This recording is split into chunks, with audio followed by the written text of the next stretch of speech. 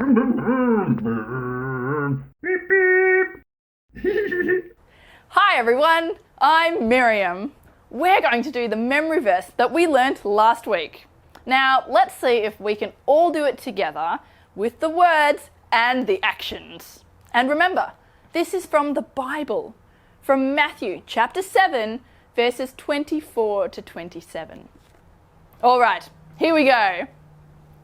Jesus said, "If you hear these words of mine and put them into action, you're like a wise person who built their house on the rock." Huh! The rains came down, swoosh! The streams rose, bubble, bubble, bubble, and the wind blew, whoosh!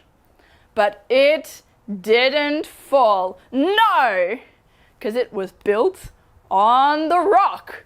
Huh!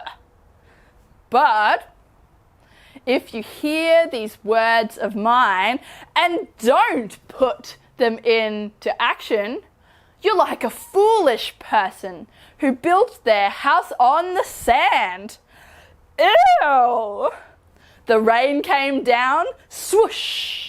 The streams rose, bubble, bubble, bubble, and the wind blew, whoosh!